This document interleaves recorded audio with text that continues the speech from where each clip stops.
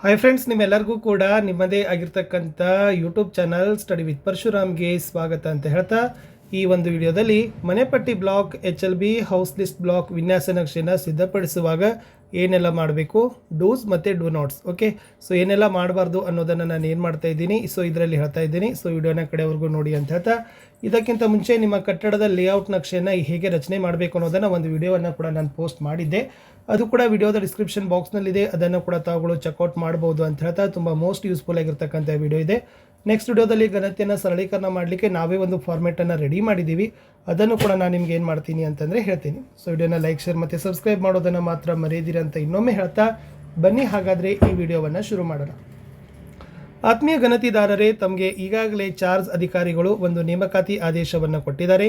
ಆ ನೇಮಕಾತಿ ಆದೇಶವನ್ನು ತೆಗೆದುಕೊಂಡ ನಂತರ ನೀವು HLO ಆ್ಯಪನ್ನು ಇನ್ಸ್ಟಾಲ್ ಮಾಡ್ತೀರಿ. ಅಲ್ಲಿರ್ತಕ್ಕಂಥ ಬ್ಲಾಕ್ಗೆ ನಿಮ್ಮ ಆರ್ಡರಲ್ಲಿರ್ತಕ್ಕಂಥ ಬ್ಲಾಕ್ಗೆ ಆಲ್ಮೋಸ್ಟ್ ನಿಮ್ಮ ಆರ್ಡರ್ ಜೊತೆಗೆ ಅಪಾಯಿಂಟ್ಮೆಂಟ್ ಆರ್ಡರ್ ಜೊತೆಗೆ ಏನು ಮಾಡ್ತಾ ಇದ್ದಾರೆ ಅಂತಂದರೆ ಲೇಔಟ್ ಮ್ಯಾಪನ್ನು ಕೂಡ ಅಟ್ಯಾಚ್ ಮಾಡಿನೇ ಕೊಡ್ತಾ ಇದ್ದಾರೆ. ಸೊ ಅಲ್ಲಿದ್ದು ಮತ್ತು ಆ್ಯಪದು ಸೇಮ್ ಇದೆ ಇಲ್ಲ ಅನ್ನೋದನ್ನು ಫಸ್ಟಾಗಿ ನೀವು ಏನು ಮಾಡಿ ಅಂದರೆ ವೆರಿಫೈ ಮಾಡಿಕೊಂಡ್ರೆ ಸೊ ನಿಮಗೆ ಈಸಿಯಾಗಿ ಆಗ್ತದೆ.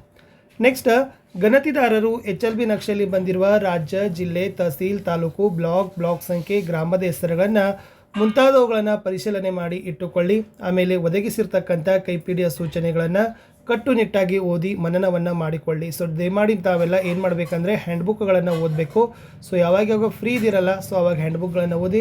ನಾವುಗಳು ಕೂಡ ಹ್ಯಾಂಡ್ಬುಕ್ದಲ್ಲಿರ್ತಕ್ಕಂಥ ಮೇನ್ ಆಗಿರ್ತಕ್ಕಂಥದ್ದು ಏನು ಮಾಡಿದ್ದೀವಿ ಅಂತಂದರೆ ಪಾಯಿಂಟ್ಸ್ಗಳನ್ನು ನಿಮಗೆ ಕೊಡ್ತಾ ಇದ್ದೀವಿ. ಸೊ ಇದು HLO ಆ್ಯಪನ್ನು ಹೋಮ್ ಪೇಜ್ ಈ ಥರ ಬರ್ತದೆ. ಸೊ ಟ್ರೈನಿಂಗ್ ಆ್ಯಪನ್ನು ನೀವು ಕ್ಲಿಕ್ ಮಾಡಿದರೆ ಸೊ ನಿಮಗೆ ಲೊಕೇಶನ್ ಬರ್ತದೆ.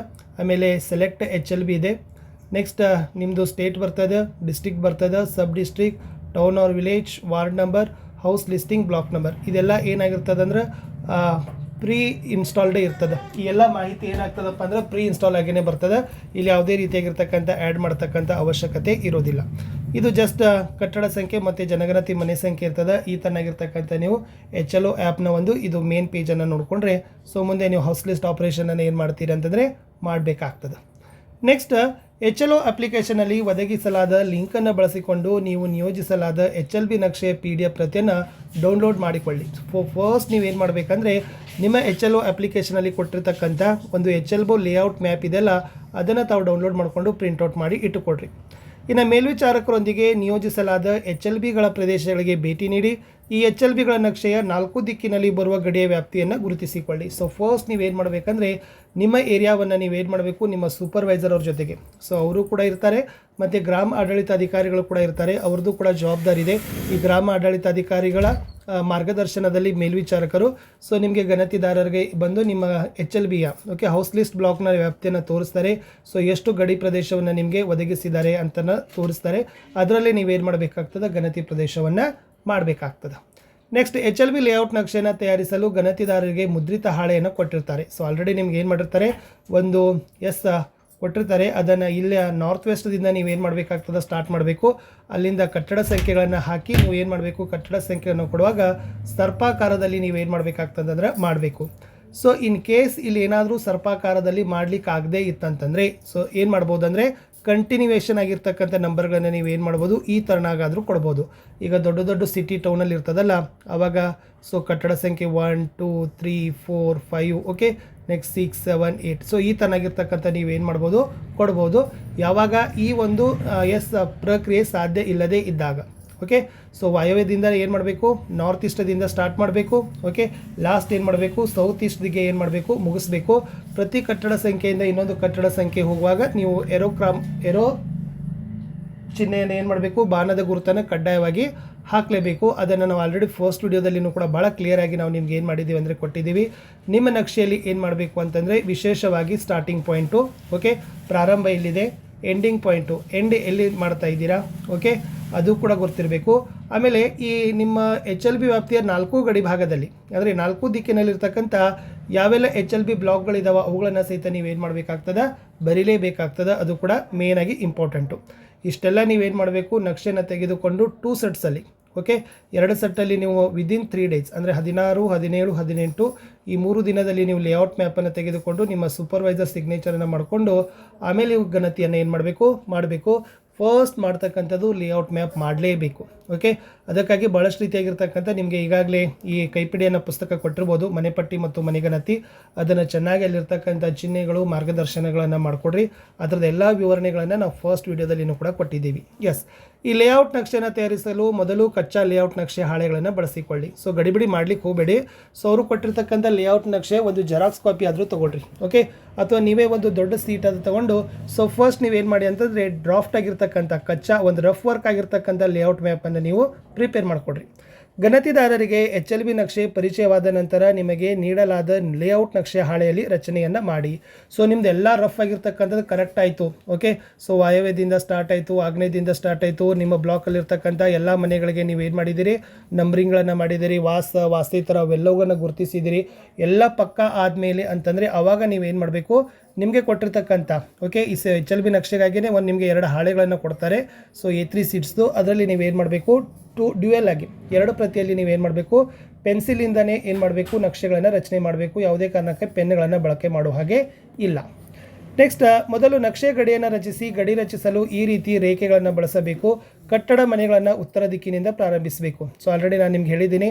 ಸೊ ಫಸ್ಟ್ ನಿಮಗೆ ಕೊಟ್ಟಿದ ತಕ್ಷಣ ನಿಮ್ಮ ಒಂದು HLBಯ ಬ್ಲಾಕನ್ನು ನೀವೇನು ಮಾಡಬೇಕು, ಗುರುತಿಸ್ಕೊಳ್ಬೇಕು. ಈ ಥರನಾಗಿರ್ತಕ್ಕಂಥ ಡಾಟ್ ಹಾಕಿದಾರಲ್ಲ, ಇದು ಏನಾಗೋದಪ್ಪ ಅಂದರೆ ನಿಮಗೆ ಕೊಟ್ಟಿರ್ತಕ್ಕಂಥ ಬ್ಲಾಕ್ನ ಒಂದು ಏರಿಯಾ.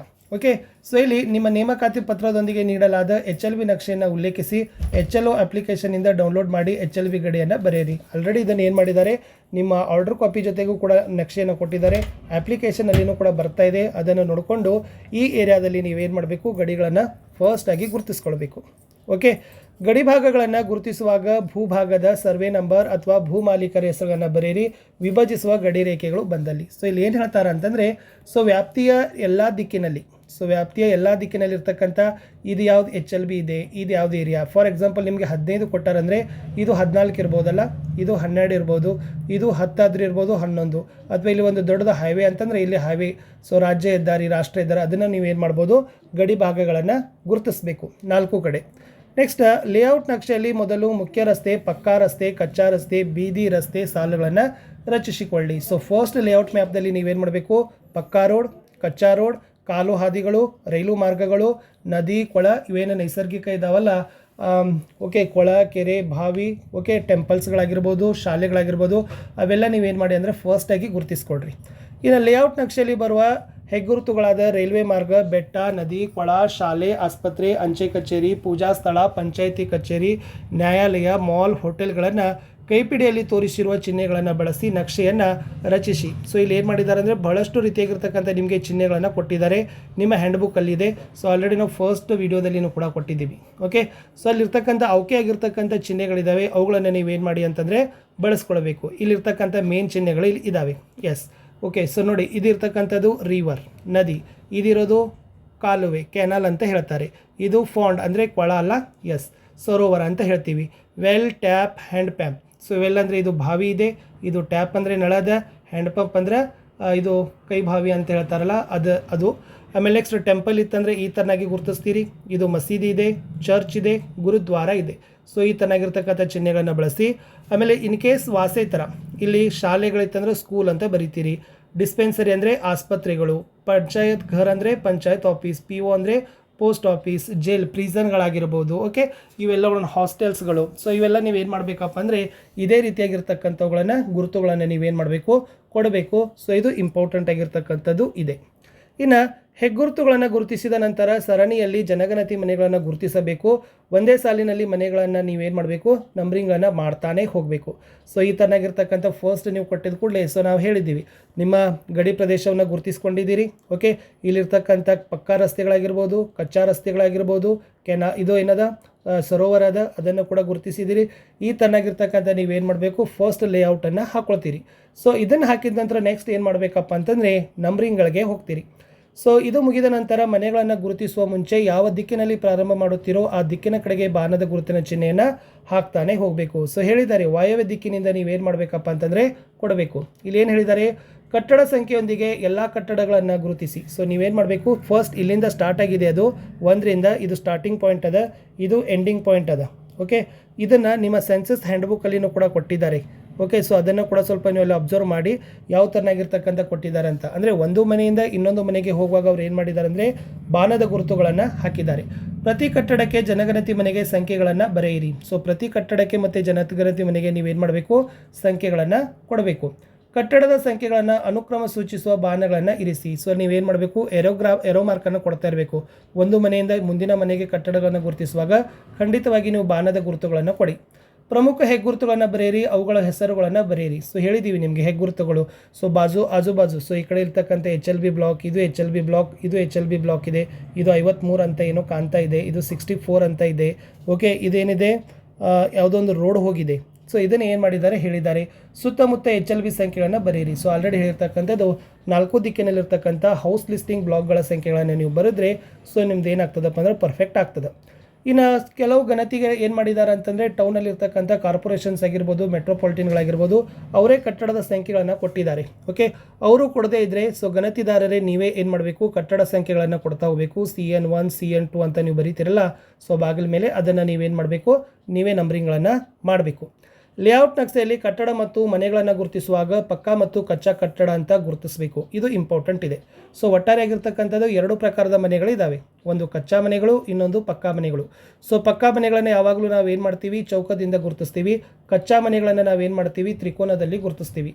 ಪಕ್ಕಾ ಮನೆಗಳು ವಾಸ ಇತ್ತಂದ್ರೆ ಜಸ್ಟ್ ಅದು ಬ್ಲ್ಯಾಂಕ್ ಇರಬೇಕು. ಪಕ್ಕಾ ಮನೆ ವಾಸೆ ಥರ ಇತ್ತಂದ್ರೆ ಅದರಲ್ಲಿ ಏನು ಮಾಡ್ತೀರಿ, ಅಡ್ಡಗೆರೆಗಳನ್ನು ಹಾಕ್ತೀರಿ. ಓಕೆ, ಸೊ ಕಚ್ಚಾ ಮನೆ ಇತ್ತಂದ್ರೆ ಜಸ್ಟ್ ಓನ್ಲಿ ಅದು ತ್ರಿಭುಜ ಇರ್ತದೆ, ಅದು ವಾಸ ಇರ್ತದೆ. ಇನ್ನು ಅದು ವಾಸೆ ಥರ ಇತ್ತಂದ್ರೆ ಅಲ್ಲಿ ಏನಾಗ್ತದಪ್ಪ ಅಂದ್ರೆ ಅಡ್ಡಗೆರೆ ಬರ್ತದೆ. ಓಕೆ, ಸೊ ಇದು ನಿಮಗೆ ಪಕ್ಕಾ ಮತ್ತು ಕಚ್ಚಾ ಅಂತಕ್ಕದನ್ನು ನೆನಪಿಟ್ಕೊಡ್ರಿ. ಮನೆಯಲ್ಲಿರ್ತಕ್ಕಂಥ 2 ಪ್ರಕಾರದ ಪ್ರಕಾರಗಳು. ಇನ್ನು ಲೇಔಟ್ ನಕ್ಷೆಯಲ್ಲಿ ಕಟ್ಟಡ ಮತ್ತು ಮನೆಗಳ ಸಂಖ್ಯೆಯನ್ನು ತೋರಿಸೋದು. ಸೊ ನೀವೇನು ಮಾಡಬೇಕು, ಲೇಔಟ್ ನಕ್ಷೆಯಲ್ಲಿ ಕಟ್ಟಡಗಳ ಸಂಖ್ಯೆ ಮತ್ತು ಜನಗಣತಿ ಮನೆ ಸಂಖ್ಯೆಗಳನ್ನು ನೀವೇನು ಮಾಡಬೇಕಪ್ಪ ಅಂದರೆ ತೋರಿಸಲೇಬೇಕು. ಪ್ಲಾಟ್ಗಳನ್ನು ತೋರಿಸುವಾಗ ಒಂದು ದೊಡ್ಡ ಚೌಕ ತೋರಿಸಿ ಅದರಲ್ಲಿ ಚಿಕ್ಕ ಚಿಕ್ಕ ಚೌಕಗಳನ್ನು ತೋರಿಸಬೇಕು. ಈಗ ಅಪಾಯಿಂಟ್ಮೆಂಟ್ಗಳದ್ದು ಇರ್ತಾವಲ್ಲ, ಸೊ ಅವಾಗ ನೀವೇನು ಮಾಡಿರಿ, ಒಂದೇ ತೋರಿಸಿ ಅದರಲ್ಲಿ ಚಿಕ್ಕ ಚಿಕ್ಕ ಮನೆಗಳನ್ನು ತೋರಿಸಲಿಕ್ಕೆ ಪ್ರಯತ್ನವನ್ನು ಪಡಿ. ಹಾಗಾದರೆ ನಂಬರಿಂಗ್ಗಳನ್ನು ಹೇಗೆ ಮಾಡ್ತೀರಿ? ಎಸ್. ಸೊ ಈಗ ಫಾರ್ ಎಕ್ಸಾಂಪಲ್ ಕಟ್ಟಡದ ಸಂಖ್ಯೆ 9 ಇದೆ ಅಂತ ನೋಡೋಣ. ಅದು ಪಕ್ಕಾ ಮನೆ ಇದೆ. ಸೊ ಪಕ್ಕಾ ಅಂದರೆ ಚೌಕ ಬರ್ತದೆ, ಕನ್ಫರ್ಮ್ ಆಯಿತು, ಇಟ್ಸ್ ಓಕೆ. ನೆಕ್ಸ್ಟ್ ಇದಿರೋದು ವಾಸ ಇದೆ. ವಾಸ ಅಂತಂದರೆ ಏನಾಯ್ತದು, ಬ್ಲ್ಯಾಂಕ್ ಆಯಿತು. ಅಲ್ಲಿರ್ತಕ್ಕಂಥ ಜನಗಣತಿ ಮನೆಗಳ ಸಂಖ್ಯೆ 2. ಇದನ್ನು ನಂಬರಿಂಗ್ ಮಾಡುವಾಗ ಏನು ಮಾಡಬೇಕು, ಜಸ್ಟ್ ಒಂದು ಚೌಕ ತೆಗಿತೀರಿ. ಚೌಕ ಅಂತಂದರೆ ಪಕ್ಕಾ ಮನೆ. ಓಕೆ, 9 ಅನ್ನೋದು ಇದು ಕಟ್ಟಡದ ಸಂಖ್ಯೆ, 2 ಅನ್ನೋದು ಅದ್ರ ಕೆಳಗಡೆ ಬ್ರ್ಯಾಕೆಟಲ್ಲಿ ಏನು ಮಾಡ್ತೀರಿ, ಅದು 2 ಜನಗಣತಿ ಮನೆಗಳ ಸಂಖ್ಯೆ ಅಂತ ಗುರುತಿಸ್ತೀರಿ. ಓಕೆ, ಇನ್ ಕೇಸ್ ಇದೇ ವಾಸೆ ಥರ ಇತ್ತಂದ್ರೆ ಒಳಗಡೆ ಏನು ಮಾಡಬೇಕು, ಅಡ್ಡಗೆರೆ ಹಾಕಬೇಕು.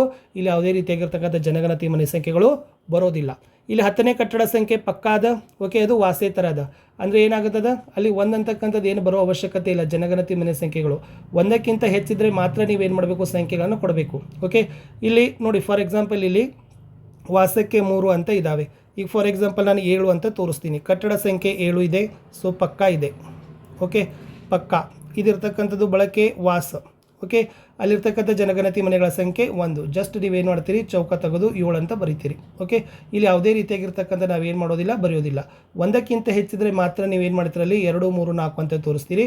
ಜಸ್ಟ್ ಏನೂ ಇರಲಿಲ್ಲ ಅಂದ್ರೆ ಆ ಮನೆ ಒಳಗಡೆ ಒಂದು ಜನಗಣತಿ ಮನೆ ಇದೆ ಅನ್ನೋದನ್ನು ಕನ್ಫರ್ಮ್ ಆಗ್ತದೆ. ಈ ಸಂದರ್ಭಗಳು ನಿಮ್ಮ ಸೆನ್ಸಸ್ ಹ್ಯಾಂಡ್ ಬುಕ್ಕಲ್ಲಿದ್ದಾವೆ, ಅದನ್ನು ನೋಡ್ಕೊಡ್ರಿ. ಕನ್ಫ್ಯೂಸ್ ಮಾಡ್ಕೊಳ್ಳಿಕ್ಕೆ ಹೋಗಬೇಡಿ. ಸೊ ಲೇಔಟ್ ಮ್ಯಾಪ್ಗಳನ್ನು ತೆಗೆಯುವಾಗ ಏನಾದರೂ ಲೋಪದೋಷಗಳನ್ನು ಕಂಡು ಬಂದರೆ ನೀವು ನಿಮ್ಮ ಸೂಪರ್ವೈಸರ್ಗಳ ಜೊತೆ ಡಿಸ್ಕಸ್ ಮಾಡಬೇಕು. ಒಂದ್ಸರಿ ಕ್ರಾಸ್ ಚೆಕ್ ಮಾಡಿಕೊಂಡು ಯಾವುದೇ ಒಂದು ಮನೆ, ಓಕೆ, ಒಂದು ವಾರ್ಡ್ನ ಅಥವಾ ಒಂದು ಗ್ರಾಮದ ಯಾವುದೇ ಮನೆ ಪಟ್ಟಿಯಿಂದ ಒಂದೂ ಮನೆ ಬಿಡದಂತೆ ನೋಡಿಕೊಳ್ತಕ್ಕಂಥ ಮುಖ್ಯ ಜವಾಬ್ದಾರಿ ಗಣತಿದಾರರದು ಮತ್ತು ಮೇಲ್ವಿಚಾರಕರದು. ಗಣತಿದಾರರು 1ಕ್ಕಿಂತ ಹೆಚ್ಚು ಮನೆಪಟ್ಟಿ ಬ್ಲಾಕ್ ನಿಯೋಜನೆ ಮಾಡಿದರೆ ಪ್ರತಿ ಬ್ಲಾಕ್ಗೆ ಬೇರೆ ಬೇರೆ ನಕ್ಷೆನ ರಚಿಸಿ. ಸೊ ಫಾರ್ ಎಕ್ಸಾಂಪಲ್ ಈಗ ಮಹಾನಗರ ಪಾಲಿಕೆ ದೊಡ್ಡ ಸಿಟಿ ಒಳಗೆ ಏನು ಮಾಡಿರ್ತಾರೆ ಅಂದರೆ ಒಬ್ಬ ಎನುಮರೇಟರ್ಗೆ ಗಣತಿದಾರರಿಗೆ 2 ಬ್ಲಾಕ್ಗಳನ್ನು ಕೊಟ್ಟಿರ್ತಾರೆ. 52 ಒಂದು ಇರ್ತದೆ, ಒಂದು 61 ಇರ್ತದೆ. ಸೊ 52ರದ್ದು ಕೂಡ ಮ್ಯಾಪ್ ರೆಡಿ ಮಾಡ್ಕೊಳ್ಬೇಕು, 60ರದ್ದು ಕೂಡ ಮ್ಯಾಪನ್ನು ರೆಡಿ ಮಾಡ್ಕೋಬೇಕು. 2 ಒಂದರೊಳಗಡೆ ಮಾಡ್ತಕ್ಕಂಥದ್ದಲ್ಲ. ಇದು 2 ಸೆಟ್ ರೆಡಿ ಮಾಡಬೇಕು, ಇದು 2 ಸೆಟ್ಟನ್ನು ರೆಡಿ ಮಾಡಬೇಕು. ಅಂದರೆ ಇದರರ್ಥ ಪ್ರತಿ ಬ್ಲಾಕ್ಗೆ ಪ್ರತ್ಯೇಕವಾಗಿರ್ತಕ್ಕಂಥ ಲೇಔಟ್ ಮ್ಯಾಪ್ಗಳನ್ನು ಗಣತಿದಾರರು ರಚನೆ ಮಾಡಬೇಕು. 1ಕ್ಕಿಂತ ಹೆಚ್ಚು HLBಗಳನ್ನು ನಿಯೋಜನೆ ಮಾಡಿ ಆದೇಶ ಮಾಡಿದಾಗ ಲೇಔಟ್ ನಕ್ಷೆಯನ್ನು 3 ದಿನಗಳಲ್ಲಿ ಸಿದ್ಧಪಡಿಸಲೇಬೇಕು. ಸೊ ನಿಮಗೆ ಗಣತಿದಾರರಿಗಿರ್ತಕ್ಕಂಥ ಒಟ್ಟು ಸಮಯ 3 ದಿನದಲ್ಲಿ ನೀವು ಲೇಔಟ್ಗಳನ್ನು ಹಾಕಬೇಕು. ಯಾವುದೇ ಕಾಣೆಯಾದ ಕಟ್ಟಡಗಳನ್ನು ಸೇರಿಸಲು ಅಗತ್ಯವಿರುವಂತೆ ಯಾವುದೇ ಅಜಾಗರೂಕತೆಯಿಂದ ಮುಚ್ಚಿದ ಕಟ್ಟಡಗಳನ್ನು ತೆಗೆದುಹಾಕಲು ವಿನ್ಯಾಸ ನಕ್ಷೆಯನ್ನು ಪರಿಶೀಲಿಸಿ ಮತ್ತು ನವೀಕರಿಸಬೇಕು. ಯಾವುದೇ ರೀತಿಯಾಗಿರ್ತಕ್ಕಂಥ ಏರಿಯಾದಲ್ಲಿರ್ತಕ್ಕಂಥ ಮನೆಗಳನ್ನು ನಂಬರಿಂಗ್ ಮಾಡುವಾಗ, ಮನೆಗಳನ್ನು ಹಾಕುವಾಗ ಯಾವುದೇ ಕಾರಣಕ್ಕೂ ಗಡಿಬಿಡಿಗಳನ್ನು ಮಾಡಲಿಕ್ಕೆ ಹೋಗಬೇಡಿ. ನಿಧಾನವಾಗಿ ತಾವೇನು ಮಾಡಬೇಕಪ್ಪ ಅಂತಂದರೆ ಮನೆ ನಕ್ಷೆಗಳನ್ನು, ಲೇಔಟ್ ಮ್ಯಾಪ್ಗಳನ್ನು ಹಾಕ್ತಾನೆ ಹೋಗಬೇಕು. ಲೇಔಟ್ ನಕ್ಷೆ ಕರಡು ದ್ವಿಪ್ರತಿ ಇದ್ದು ಇತರ ದಾಖಲೆಗಳನ್ನು ಅಂತಿಮಗೊಳಿಸಿ ಮೇಲ್ವಿಚಾರಕರ ಮೂಲಕ ಚಾರ್ಜ್ ಅಧಿಕಾರಿಗೆ ಸಲ್ಲಿಸಬೇಕು. ಇದು ಫೆಬ್ರವರಿ ಮತ್ತು ಮಾರ್ಚ್ 2027ರ ಜನಗಣತಿಗೆ ಮುಖ್ಯವಾಗಿರ್ತಕ್ಕಂಥ ಬುನಾದಿಯೇ ಈ ಮ್ಯಾಪು. ಅದು ಇಂಪಾರ್ಟೆಂಟ್ ಇದೆ. ಸೊ ಅದಕ್ಕಾಗಿ ಯಾವುದೇ ರೀತಿಯಾಗಿರ್ತಕ್ಕಂಥ ಒಂದು ಅಜಾಗರೂಕತೆಯಿಂದ ಇದನ್ನು ಮಾಡಲಾರ್ದೆ ತುಂಬ ಒಂದು ಸ್ಫುಟವಾಗಿ ಚೆನ್ನಾಗಿ ರಚನೆಯನ್ನು ಮಾಡಿ. ಸೊ ಲೇಔಟ್ ಮ್ಯಾಪನ್ನು ರಚನೆ ಮಾಡಿದರೆ 40-45-50% ನಿಮ್ಗೆ ಏನಾಗ್ತದಪ್ಪ ಅಂದರೆ ಗಣತಿ ರೆಡಿ ಆಗ್ತದೆ. ಸೊ ಒಂದು ನಾವು ಮಾಡೆಲ್ ರೆಡಿ ಮಾಡಿದ್ದೀವಿ, ಅದನ್ನು ಯಾವ ಥರನಾಗಿರುತ್ತೆ ಅನ್ನೋದನ್ನು ನಾನು ನೆಕ್ಸ್ಟ್ ವೀಡಿಯೋದಲ್ಲಿ ತೋರಿಸ್ತೀನಿ. ನಿಮ್ಮ ಗಣತಿ ತುಂಬಾ ಸುಲಭ ಆಗ್ತದೆ. ಸೊ ಅಷ್ಟು ಮಾಡಿಕೊಂಡ್ರೆ ಸಾಕು. ಸೊ ಹೇಗನ್ಸಿತು ವಿಡಿಯೋನ ಕಮೆಂಟ್ ಮಾಡಿ ಅಂತ ಹೇಳ್ತಾ ನಾನು ಸಿಗ್ತೀನಿ ಹೊಸ ವಿಡಿಯೋದಲ್ಲಿ. ಬಾಯ್.